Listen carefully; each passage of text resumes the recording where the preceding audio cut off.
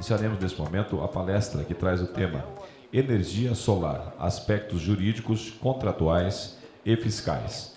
Para abordar o tema, convido o advogado conselheiro da OAB de Goiás, entre os anos de 2019 e 2021, membro da diretoria executiva da Comissão de Direito Imobiliário e Urbanístico da OAB Goiás, presidente da Comissão de Direito Condominial da OAB Seccional Goiás, membro da Comissão Especial de Direito Condominial do Conselho Federal da OAB e coordenador de pós-graduação em Direito, Negócios e Operações Imobiliárias pela PUC do Estado de Goiás. Também coordenador de pós-graduação em Direito Condominial pelo Instituto Dalmas. Senhoras e senhores, recebo com muito carinho o doutor Caio César Mota.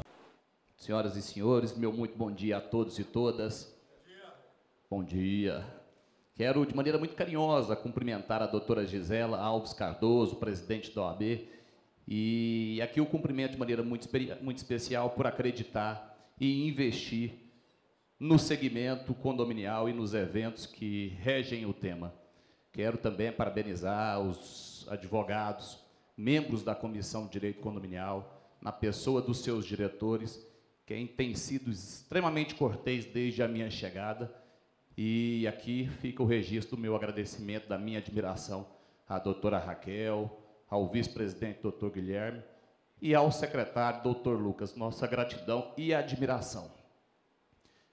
E devo destacar ainda, né, que é um ato de coragem, um ato de bravura, num momento tão delicado, onde a gente viveu discussões acaloradas sobre temas políticos, e agora vive uma Copa do Mundo, ter a audácia e acreditar na realização de um evento dessa envergadura. Então, meus parabéns pela coragem e pelo sucesso. Vou estender meus cumprimentos de maneira muito breve aqui ao meu amigo, presidente, doutor Miguel Zain, presidente da ANACOM, e convido a todos vocês que ainda não conhecem, que não se associaram, a conhecer e fazer parte da ANACOM. A ANACOM, para quem não sabe, senhores, discute a matéria condominial na sua essência e tem como diretores, como membros, como participantes de maneira geral, uma equipe de profissionais extremamente conhecidos e destacados no mercado pela sua capacidade técnica, pela sua profunda busca pelo conhecimento e atualização acadêmica. Então, a todos vocês, peço que façam parte e conheçam mais desse projeto.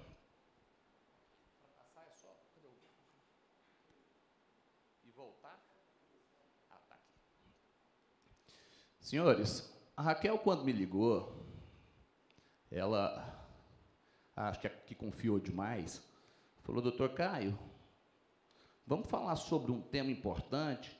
E eu falei: posso sugerir, doutor Raquel, já interrompendo? Tem um tema que eu entendo que seja extremamente atual, relevante, e que muitas pessoas precisam conhecer melhor, e que está diante de mudanças severas no cenário nacional. Poderíamos falar sobre energia elétrica? E aqui eu desafio os colegas: quem de vocês já aprofundou, já buscou conhecimento, já buscou entender um pouquinho melhor sobre o que seria energia elétrica fotovoltaica ou energia solar? Quem conhece, ainda que superficialmente, esse tema? Não são muitas pessoas, está vendo? E a gente tem uma legislação que data de 6 de janeiro de 2022, que passa a vigir a partir de 7 de janeiro de 2023, que vai mudar, vai trazer grandes mudanças a esse setor, e acho que seria extremamente importante a gente destacá-las. Mas quando eu disse a ela que falaria sobre esse tema, acreditem, eu não imaginava a dificuldade que seria poder conhecer a lei diante das condições técnicas que a representam. Então, para que a gente tenha uma ideia, espero não decepcioná-los, não desapontá-los, mas eu tenho a convicção de que, pelo menos, os aspectos jurídicos a gente vai sair compreendendo com maior clareza. Aqui meu breve currículo, quem quiser me seguir nas redes sociais, peço que esteja à vontade. Meu Instagram, Caio César Mota, _, do escritório GP Caio César Mota, aliás, no Facebook, Para quem quiser seguir também, tem muito conteúdo relevante, Grupo Caio César Mota no Instagram. Conceito, senhores, energia renovável é aquela que deriva dos recursos naturais, portanto, naturalmente reabastecidos. Agora, é importante destacar que nem todos os recursos naturais são renováveis. Nós temos de natureza renovável energia eólica, energia solar, mas temos também alguns recursos naturais não renováveis, carvão, urânio, petróleo, e não são renováveis justamente porque eles se encontram de forma limitada, ou seja, são recursos findáveis. Aqui alguns desses renováveis, mas nós nos ateremos a falar sobre energia solar, que será o tema das nossas discussões. Para que se entenda a importância, doutores, hoje o Brasil gera e utiliza mais energia solar do que aquela produzida pela hidrelétrica de Itaipu. A hidrelétrica de Itaipu é responsável por 11% de abastecimento de energia elétrica. E hoje a energia solar já superou esses números. E vocês vão ver que isso são números e dados muito recentes. Então, essas inovações tidas recentemente mudaram de maneira substancial o setor e o mercado. Então, 14 gigawatts, que representa 1 milhão de watts, é o consumo e produção hoje de energia solar fotovoltaica, e isso representa um investimento de 76,7 bilhões de reais. E a fonte está aí, a Absolar, Associação Brasileira de Energia Solar Fotovoltaica. Aqui, de maneira muito breve, senhores, os avanços. Vejam, de 2017 a 2021, que são os últimos registros, o quanto avançou a produção de energia elétrica. E mais, como está Mato Grosso no cenário nacional? Hoje, senhores, Mato Grosso ocupa importante posição de 4º colocado. E Cuiabá ocupa importante posição de 6º, produzindo o estado do Mato Grosso, senhores, 6,9% da energia total produzida no país.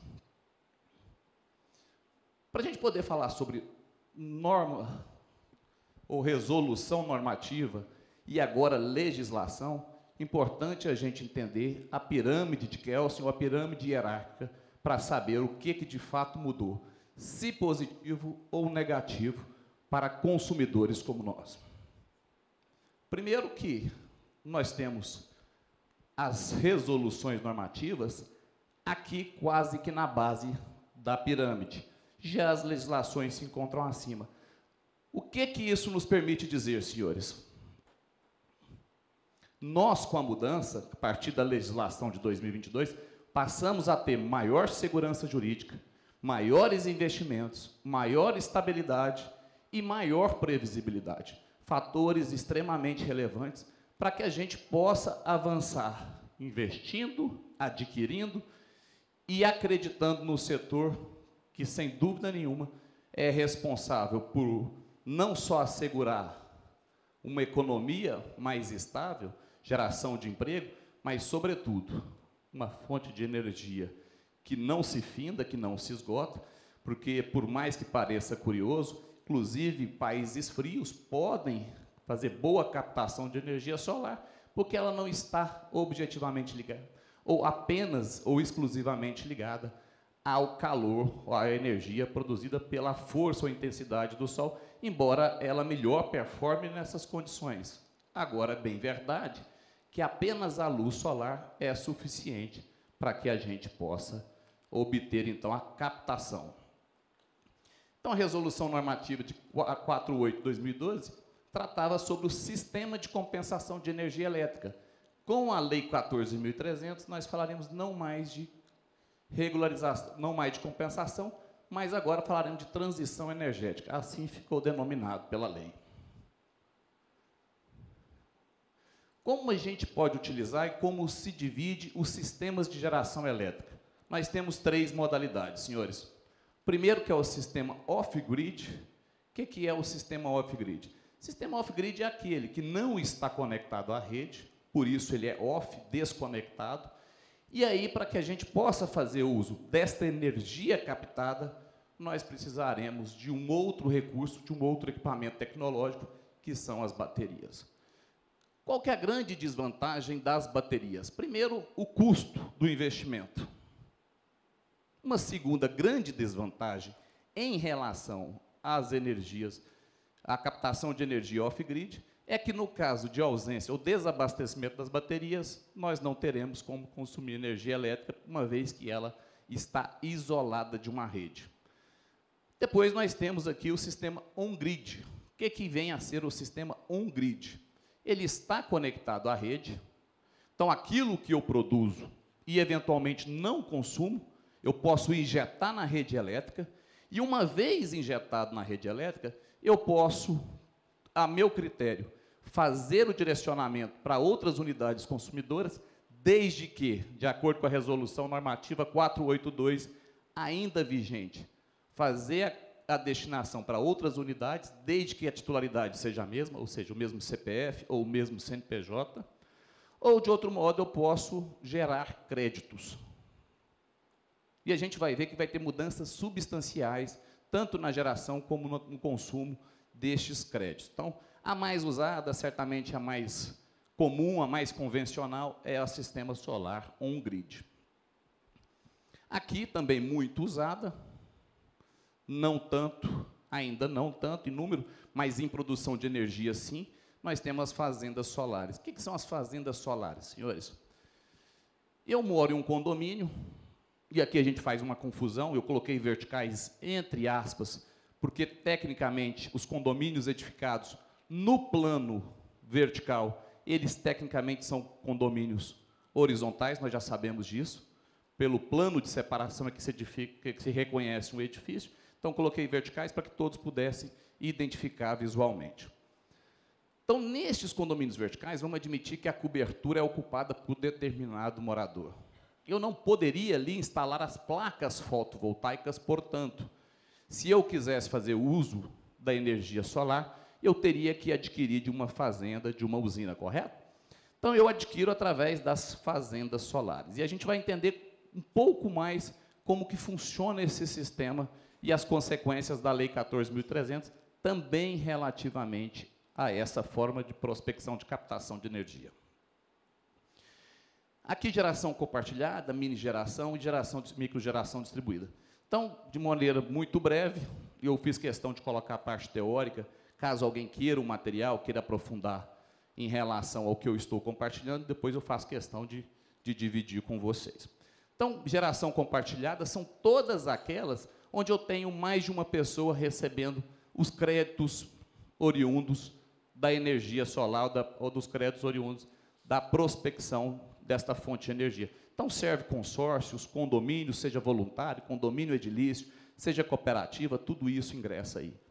E aí nós temos como mini geração distribuída aquelas usinas, aquelas pequenas usinas, que produzem entre 75 kW e aí até 5 kW, se não despacháveis, e se despacháveis apenas até 3 kW. E aí também tem uma questão muito importante, senhor. Nós sabemos que para nós podermos usar a energia elétrica, se não sabia, vão fazer igual eu soube recentemente, vão saber agora, a energia que a gente consome nas nossas casas, nos nossos escritórios, são energia alternada. Então, a gente gera uma energia contínua, ela passa por um inversor e volta para nossas casas, ou é injetada nas nossas casas, através de uma corrente alternada. Então, entre 75 e 3 megawatts de potência, eu tenho a mini geração, e se abaixo de 75, eu tenho uma microgeração. E o que vem a ser o crédito de energia, senhores? Isso é extremamente importante para quem quer investir neste mercado ou quem quer fazer uso desta fonte de energia. E eu posso dizer, já me antecipando, acredito extremamente no crescimento e que seja um negócio viável para todos aqueles que fazem consumos consideráveis do uso de energia. Então, o crédito de energia é aquele crédito que me resta entre o que eu efetivamente produzo e o que eu efetivamente consumo. Num exemplo por mim trazido, eu gero 1.000 kW de energia mês, consumo apenas 600 kW e tenho um saldo remanescente de 400.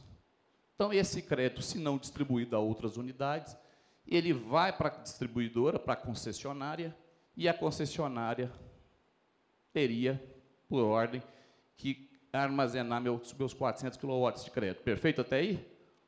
E a gente vai ver que a conta não é bem essa, 1 para 1. E a gente vai entender um pouco mais, até para a gente poder fazer um estudo de viabilidade sobre como que é feita essa compensação. Mudanças entre a resolução normativa e a Lei 14.300. Primeiro, não tinha direito adquirido, e isso aqui é extremamente impactante no negócio. Imaginemos nós, advogados, que defendemos a segurança jurídica, imaginemos nós que nós não tenhamos nenhuma segurança em relação ao futuro, em relação à futura taxação, em relação à futura utilização, à possibilidade de comercialização da energia elétrica, se nós faríamos investimentos. Usinas hoje de energia fotovoltaica representam investimentos milionários. Então, se a gente não tivesse uma estabilidade, possivelmente muitos de nós não seríamos atraídos por esse mercado. Com a lei, a gente acaba tendo, por obviedade, uma segurança muito importante para atrair investimentos e para nos dar a certeza de que a gente poderá fazer uso durante um período razoável de tempo. Então, a lei assegurou que quem adquirisse ou quem protocolasse nas concessionárias pedido de distribuição de energia até 6 de janeiro de 2023 estaria isento até o ano de 2045. Vejam as mudanças que decorrerão a partir de 7 de janeiro do ano próximo futuro. São mudanças extremamente impactantes no setor. Valoração dos créditos, compensação de 100% das componentes. Essa valoração não vai haver mais, essa compensação, não nesses percentuais, vão sofrer alguns decréscimos, nós entenderemos um pouco mais sobre esses decréscimos. A geração compartilhada podia ser por consórcio, pessoa jurídica ou física, tão e somente cooperativas e consórcios. Agora pode ser por qualquer ação civil, sociedade civil, perdão, associações, condomínio, cooperativas, consórcios, condomínio voluntário, condomínio edilício e tantos outros. Então, se associou para poder gerar e receber, hoje é permitido pela Lei 14.300. A titularidade, não havia previsão, mas era admitida a unificação. Então, eu poderia, se eu quisesse utilizar o crédito produzido dentro de determinada unidade, eu poderia muito bem colocar a unidade consumidora no mesmo CNPJ, no mesmo CPF, e daí, então, eu poderia atrair esses créditos. Agora, com a nova lei, fica a previsão expressa da possibilidade, com algumas nuances até então vedadas. A transferência de titularidade admitida assinava contratos, que era o CUJ, contrato de uso da compra de energia, e o CCR, contrato de compra de energia regulada. Então, senhores, aqui nós temos as mudanças. Potência máxima, até 5 kW, agora até 5 MW, agora até a 3 MW. Consórcio PJ, garantia fiel. Não existia garantia, senhores. Hoje, para você fazer um investimento, inclusive, se exige uma garantia que é de 2,5% do valor do investimento, se entre 500 watts e 1.000 kW. E 5% do investimento, se maior que 1.000 kW de produção de energia mensal. E aqui também se pode, unidades consumidoras.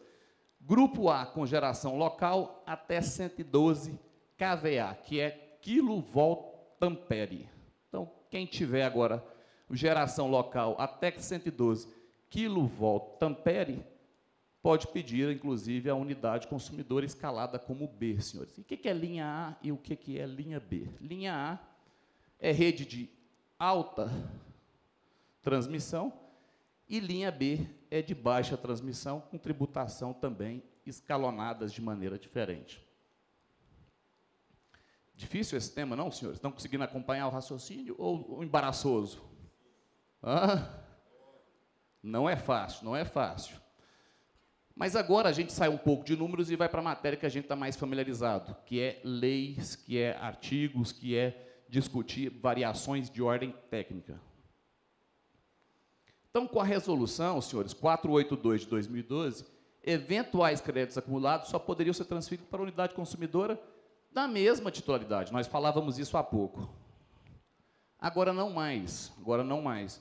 Eu posso gerar energia de determinada usina, posso fazer a distribuição para qualquer outro CNPJ ou CPF, a única exigência que a concessionária irá me fazer é de que eu encerre aquele determinada unidade consumidora, determinado registro. Ou, de outro modo, eu entendendo que não posso fazer esse cancelamento ou essa mudança, eu posso, então, somente mudar a titularidade da unidade que recebe ou da unidade que gera energia.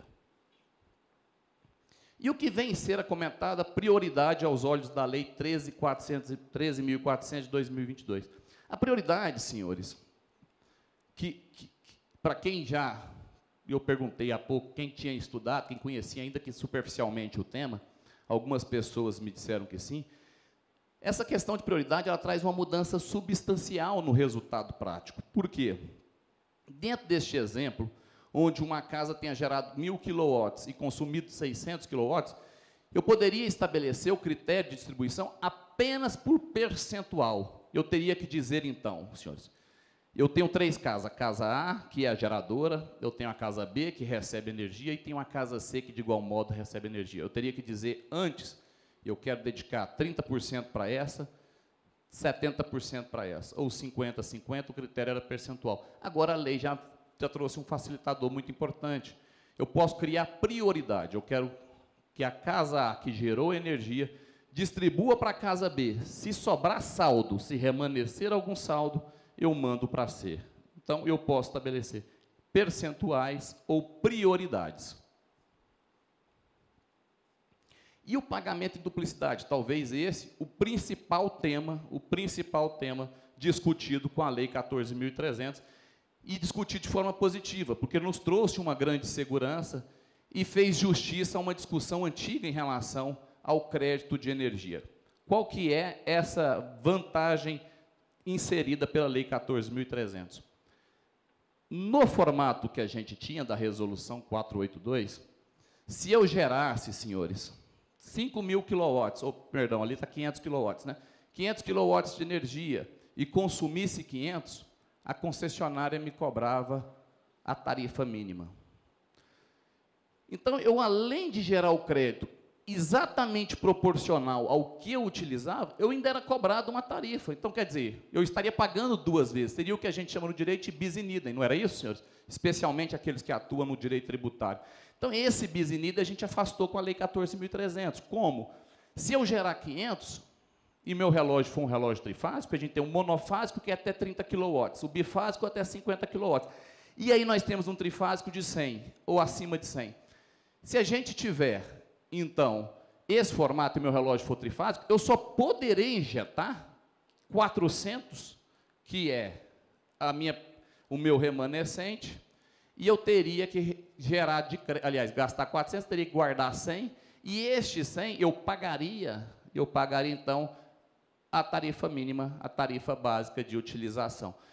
Então, mudou-se. Eu agora não pago 1 por 1 mais, e aí eu faço pagamento só da tarifa básica. O que muda em relação à linha de transmissões, senhores? O tema exige, doutores, o tema exige, não é brinquedo, não. Então, senhores, para a linha A e linha B, o que é linha A e linha B? Nós temos linha de alta transmissão e linha de baixa transmissão, e temos 2 características diferentes dentro das linhas, fio A e fio B.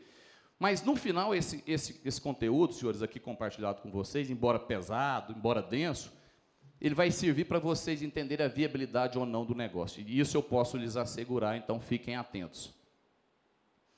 Então, na linha A ou no fio A, para aquele que tenha acima de produção e consumo remoto, ou seja, consumo distante, de 500 kW, geração compartilhada em um único CPF ou CNPJ, e que ainda receba mais de 25% da produção, ou seja, senhores, eu gerei 500. 25% de 500, numa conta bem breve aqui, daria 100, 112. Hã? 125? Então, obrigado, 125. Então, para quem recebeu, uma única unidade que recebeu 125 ou mais daquela produção de 500 kW, ela ainda terá que pagar pelo fio A 40% de transmissão na linha A. Isso é mudança, senhores, é o que nós vamos ter daqui em diante. Encargo de pesquisa e desenvolvimento, P&D, tarifa de fiscalização do setor, TFSE, e na linha B, a TUSD. Mas parece que inviabilizou o negócio. Quando a gente fala 40%, mais percentuais da TUSD na linha B, parece que o negócio deixou de ser viável. Impacta financeiramente a obviedade, mas não quer dizer que o negócio deixou de ser viável. Como é que funciona a TUSD, senhor? Para quem não entende o que é a TUSD, é a tarifa de uso do sistema de distribuição. Então, para usar o sistema de distribuição, para usar as correntes elétricas, a fiação, a linha de transmissão, eu tenho que pagar uma taxa a partir de 7 de janeiro de 2023. E ela é feita de forma gradativa. Em 2023, eu pago 15%, 24% eu pago 30%, 25% eu vou pagando 45%, então ela vai de 15% em 15% até 2028, onde ela atinge 90%, 2029 ela passa a ser 100%. Então, de 2029 até 2045, eu vou pagar uma taxa da TUSD, que é a taxa de uso do sistema de distribuição, de 100%. Inviabilizou. Não é bem isso, senhores. Agora nós vamos entender como é que é a incidência da TUSD. E para a gente poder entender, inclusive, quais são as tarifas cobradas por cada estado, aqui em Mato Grosso, a Energisa, ela tem um percentual de 37,3%. Então, a TUSD, como é que ela é calculada, doutores? Para a gente poder entender. Se Caio, determinado mês, gerou 500 kW de energia elétrica e usou apenas 400 kW de energia elétrica, ele terá um crédito de 100. Verdade, senhores, até aí? Perfeito? Se acreditarmos ainda que cada quilowatt equivale a R$1, nós teríamos, então, um crédito de R$100. Não seria isso? Até aí, perfeito? Em Mato Grosso, a TUSD ela tem uma tarifa de 37,3%. A incidência dela, senhores, então, é apenas sobre estes R$100. Então, eu teria que, de acordo com cada ano, se 2023, 15%, eu teria uma incidência de 15% sobre a TUSD do Estado, que é 37,3%, 37 de 20, que daria R$ 5,59. Então, não mais do que R$ 5,59. Veja que não é coisa de outro mundo. Parece o percentual, quando escutado, quando nos participado, parece que é algo que vai impactar sobremaneira. Então, o impacto aí, nesse caso, por nós exemplificado, seria de R$ 5,59. Aqui, senhores, de maneira muito breve, quais seriam os encargos de uma tarifa elétrica? Isso aqui é tema para uma aula, seguramente, 3 horas. Então, não é objeto do nosso estudo. Mas a gente precisa entender o seguinte, nessas compensações, doutores, não entram esses encargos, ICMS, PIS e COFINS. Por isso, nunca seria de 1 para 1. 1 kW consumido, R$1 de crédito. Nunca seria assim, porque a gente tem que afastar primeiro a tributação. Deduz a tributação e aí a gente fala de compensação de créditos. Aspectos contratuais, doutores, que é a nossa responsabilidade enquanto advogados. O que eu preciso saber ao analisar um contrato de geração de energia elétrica ou de aquisição de energia elétrica? O primeiro aspecto que eu tenho que analisar é aqueles do Código Civil que a gente já está suficientemente familiarizado. Em relação ao agente, capacidade, ser objeto lícito. Quanto ao objeto, além de lícito possível, determinado ou determinável, a forma não tem que ser prescrita ou não defesa em lei, e tem que ter o livre consentimento. Não pode ser objeto de coação, de qualquer outra forma de influência ou de determinação no resultado. Criei 10 pontos para que vocês, ao analisar um contrato, possam fazer uma anamnese, ou o que a gente chama na área da saúde de anamnese, um retrospecto, e ver se a gente tem esses fatores. Primeiro, levantar o histórico da empresa, cooperativa ou condomínio. A gente precisa saber se essas empresas são empresas sérias. E por que a gente precisa saber de forma segura? Contratos não estão sendo firmados por empresas geradoras de energia por menos de 10 anos. Então, se a gente vai ter que ter uma relação comercial por 10 ou mais anos, seguramente a gente precisa saber com quem a gente está contratando. Segundo, os equipamentos adotados por igual razão. Não basta a empresa ser séria. Se os equipamentos que eu adquiri não forem equipamentos modernos, que permitem uma melhor performação, eu vou comprometer o meu resultado final. Terceiro, eu preciso analisar a garantia oferecida. Empresas precisam ser sólidas. E aqui, senhores, as garantias, como a gente está falando de investimentos altos, são garantias de 10, 15, 20, 30 anos destes equipamentos. Então, os equipamentos e as garantias têm que ser muito bem verificadas. Capacidade dos profissionais, atentar se a empresa tem bom pós-venda, porque esse namoro é duradouro, não é uma paixão, não é um relacionamento breve, é uma união que vai caminhar por muito tempo, perdurar no tempo. A relação dela com as concessionárias de energia, porque há muito entrave, há muita burocracia. Se for uma empresa que não tem bom relacionamento, ou de outra maneira, ela não conheça, não tem uma boa tecnicidade, ela vai enfrentar dificuldade na hora dos registros e na hora dos protocolos. E aqui, senhores, eu coloquei em sétimo, mas, ao meu ver e sentir, seria o mais importante, o orçamento detalhado e o tempo do payback. Quem já ouviu essa expressão payback? Payback quer dizer o retorno, é a origem inglesa, a palavra payback, e ela diz expressamente retorno.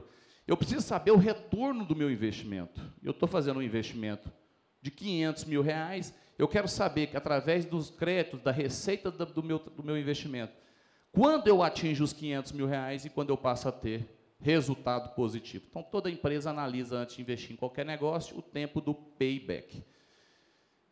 Uso das novas tecnologias, dimensionamento do projeto e forma de melhor performar.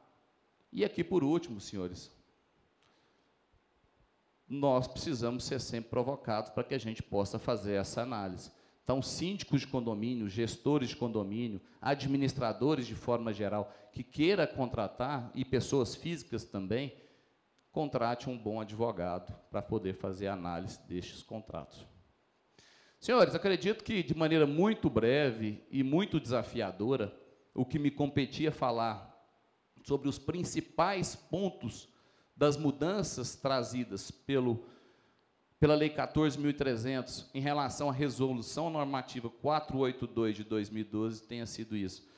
Sei que o desafio não era fácil e que talvez eu tenha alimentado mais dúvidas em vocês, mas espero que, diante dos percentuais e a forma da incidência das tarifas, a gente tenha minimamente percebido que eles não são suficientes a afastar nossos interesses.